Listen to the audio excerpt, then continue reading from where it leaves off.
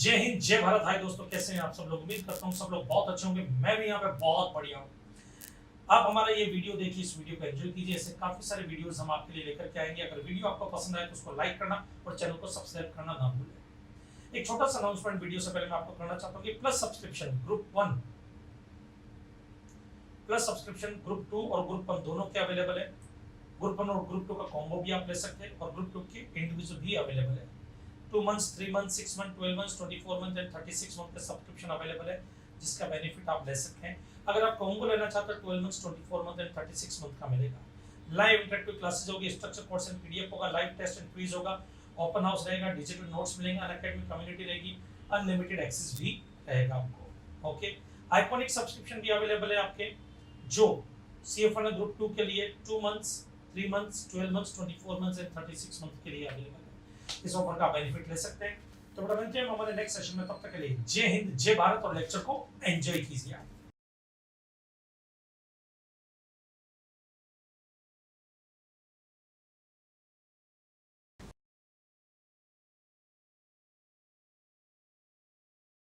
ना बेटा, नेक्स्ट आते हैं हमारे यहाँ पर service provided by housing society non profit entity to its members. मतलब यू कैटेगरी में हम पढ़ने वाले अनइनकॉर्पोरेटेड बॉडी और नॉन प्रॉफिट एंटिटी जो सर्विस देते हैं वो कौन सी टैक्सेबल होती है, कौन सी एग्जम्प्ट होती है, उनके बारे में। तो इसमें सबसे पहले एक मैं लेना चाहता हूँ यहाँ पे हाउसिंग सोसाइटी वाली, बहुत इंपॉर्टेंट है वो। मान लीजिए बेटा जी, ये एक हाउसिंग सोसाइटी है गोकुल धाम, तारक मेहता का उल्टा चश्मा में आप देखते हो, Gokul Dham society.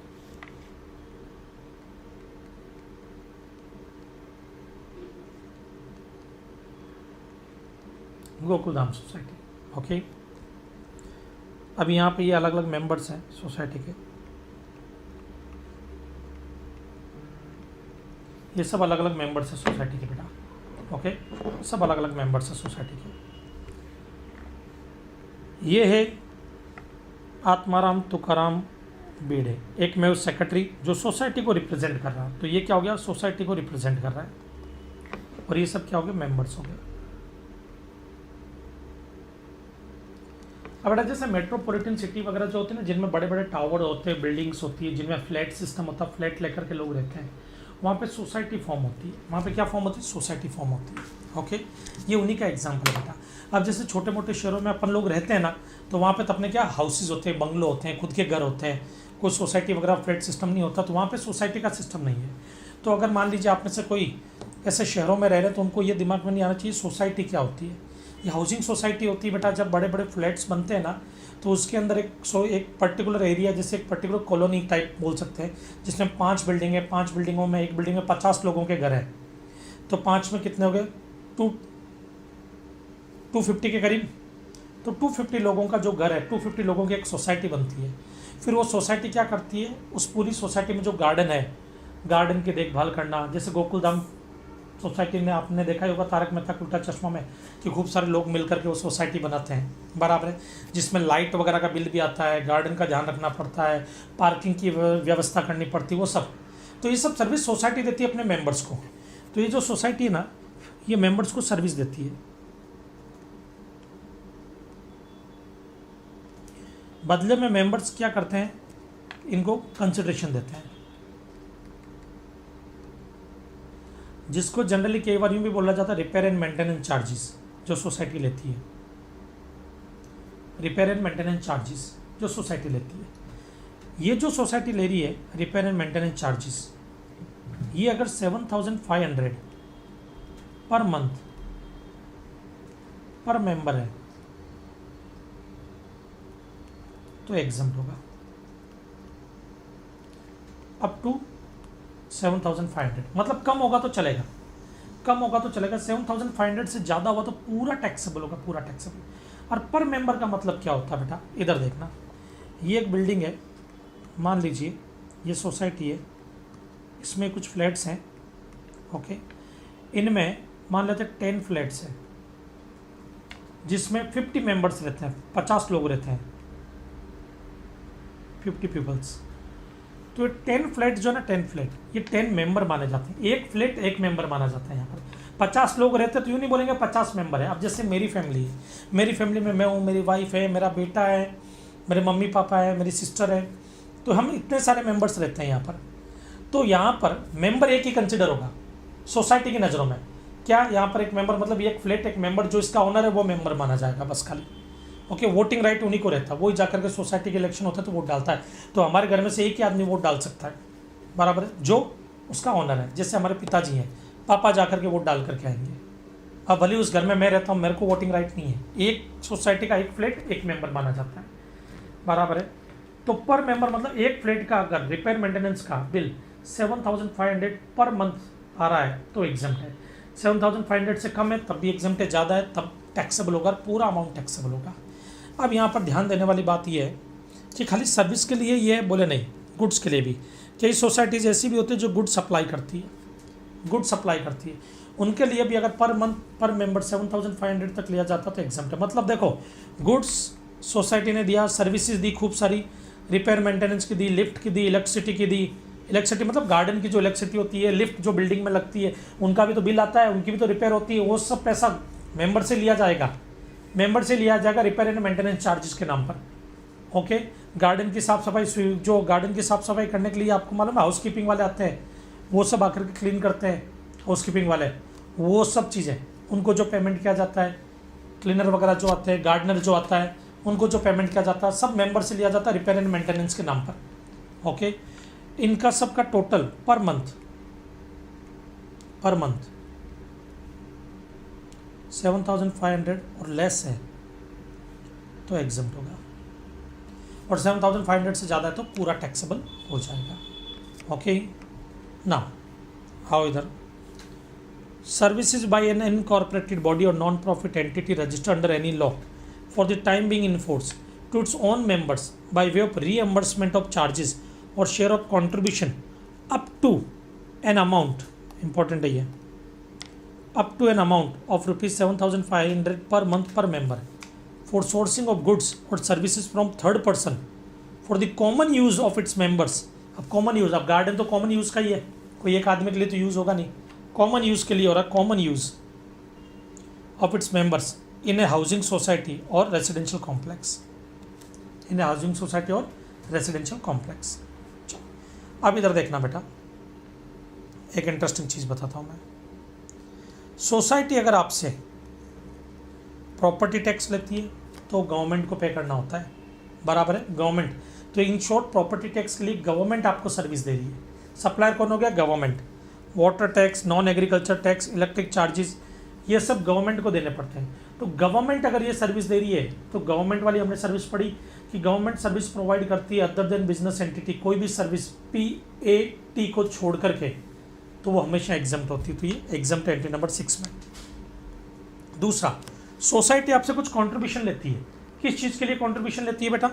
Sinking fund, mandatory under the bylaws of the cooperative society, repair maintenance fund, car parking charges, non occupancy charges and simple interest.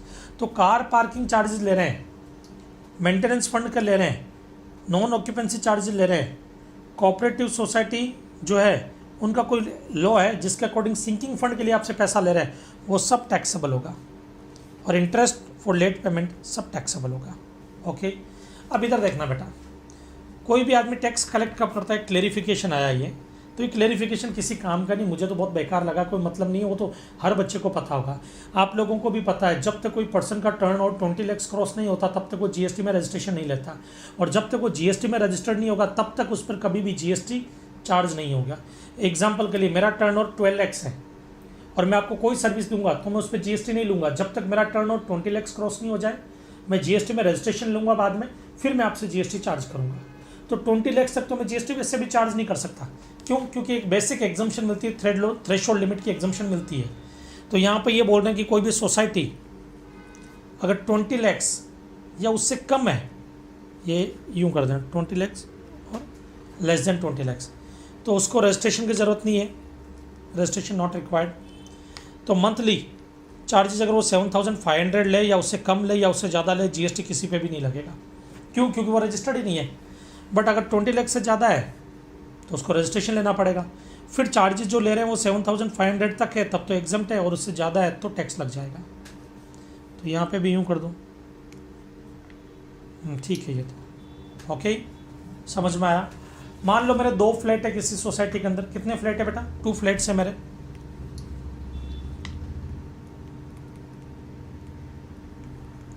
दो फ्लैट है मेरे सोसाइटी के अंदर, तो बेटा 2 मेंबर माना जाऊंगा मैं, 2 मेंबर, तो 7,500 एक का, 7,500 दूसरे का, एग्जम्प्ट रहेगा मेरा। ओके, क्योंकि एक फ्लैट एक मेंबर होता है, भले एक आदमी के 4 फ्लैट है तो वो 4 मेंबर माने जाएंगे, ये याद रखना। ओके, अब बारी आती, वापस आ जाओ इधर। Service by an unincorporated body और non profit entity registered under any law for the time being in force to its own members by way of reimbursement of charges or share of contribution as a trade union। as a trade union अगर आप कोई contribution दे रहे हैं तो GST नहीं लगेगा। जैसे होता है रिक्शा यूनियन होती है ये सब, तो वो अपने यूनियन के लिए जो contribution देते हैं उस पर GST नहीं लगेगा एज ए ट्रेड यूनियन। अब जैसे मान लीजिए, बेस्ट एग्जांपल देता हूँ, सोसाइटी जो है या कोई रिक्शा ट्रेड यूनियन का एग्जांपल ले लेते हैं। कोई चार्जेस पे करने थे, मैं रिक्शा चालक हूँ, मैं रिक्शा चलाता हूँ, रिक्शा ट्रेड यूनियन है, उनको मुझे चार्जेस देने थे 500। मैंने उनके जो सोसाइटी, ये जो हमारी यूनियन है, उनको मैंने बोला एक काम कीजिए, मेरे जो है वहाँ पे पार्किंग का 500 देना वो आप दे दीजिए, मैं बाद में यूनियन को दे दूंगा। तो मेरे भी यहाँ पर उन्होंने पे किया, बाद में मैं रीएम्बर्स कर रहा हूँ, उस पर GST नहीं लगेगा। Next, for the provision of carrying out any activity which is exempt from the levy of GST। ये क्या बोलना चाहता है इधर देखो, मान लीजिए कोई ट्रस्ट है, नॉन प्रॉफिट ऑर्गेनाइजेशन, हम सब इसके मेंबर हैं, ये कुछ अनाथ बच्चे हैं, अनाथ बच्चे, ये इनको सर्विस देगा किसके लिए? एडवांसमेंट ऑफ एजुकेशन की।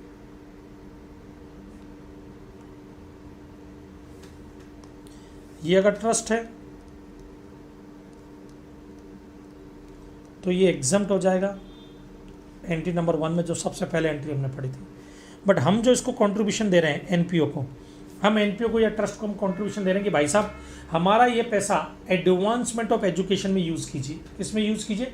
Advancement of education of orphans, उसमें यूज़ कीजिए। हमने इनको 10 लाख दिया, ये अब हमारे बिहाफ पर उसको इन्वेस्ट करेंगे या उसको काम में लेंगे, तो हम जो ये 10 लाख दे रहे हैं ना, ये एग्जम्प्ट होगा एंट्री नंबर 77 में। बट कब होगा? ध्यान से सुनना, इन्होंने बोला महेश गौड़ आप जो ये कंट्रीब्यूशन दे रहे हैं ये तभी एग्जम्प्ट होगा जब वो पैसा किसी ऐसी जगह पे लगे, किसी ऐसी जगह पे लगे जो ऑलरेडी एग्जम्प्ट है, तो आप वाला एग्जम्प्ट होगा। मतलब अगर ये जो एनपीओ है, मतलब ट्रस्ट है जो 12AA में रजिस्टर्ड है, वो अगर अनाथ बच्चों को एडवांसमेंट ऑफ एजुकेशन की सर्विस दे रहा है और वो एग्जम्प्ट है, तो हम जो कंट्रीब्यूशन देंगे वो भी एग्जम्प्ट होगा। मान लीजिए ये एनपीओ किसी कमर्शियल कोचिंग को पेमेंट करता, बराबर कमर्शियल कोचिंग को पेमेंट करता या कमर्शियल कोचिंग देता अनाथ बच्चों को, बराबर जो टैक्सेबल होती मान लो, तो फिर ये भी टैक्सेबल हो जाता, ये भी टैक्सेबल हो जाता 10 लाख। तो डिपेंड करता है, तो जैसे कमर्शियल कोचिंग को पैसा दे दिया, बराबर है, वहाँ पे टैक्स लग रहा है तो यहाँ पे भी टैक्स लग जाएगा। तो ये डिपेंड करता है कि ये जो आगे आप यहाँ पर पैसा इन्वेस्ट करेंगे ये टैक्सेबल, तो जो ये मेंबर्स एनपीओ को देंगे, जो ट्रस्ट है 12AA में उसको देंगे, वो भी टैक्सेबल होगा। ये एग्जम्प्ट है तो फिर ये भी एग्जम्प्ट होगा। देखो इधर, for the provision of carrying out, कि किस पर्पस के लिए दे रहे हैं? हम दे रहे हैं कोई एक्टिविटी करने के लिए, any activity which is exempt from the levy of GST। ऐसी एक्टिविटी के लिए हमने पैसा दिया सोसाइटी को, या ऐसी एक्टिविटी के लिए हमने पैसा दिया ट्रस्ट को जो ऐसी एक्टिविटी में काम में ले जो ऑलरेडी एग्जम्प्ट है, तो फिर एग्जम्प्ट होगा हमारा भी अमाउंट जो हम कंट्रीब्यूशन देंगे। ओके।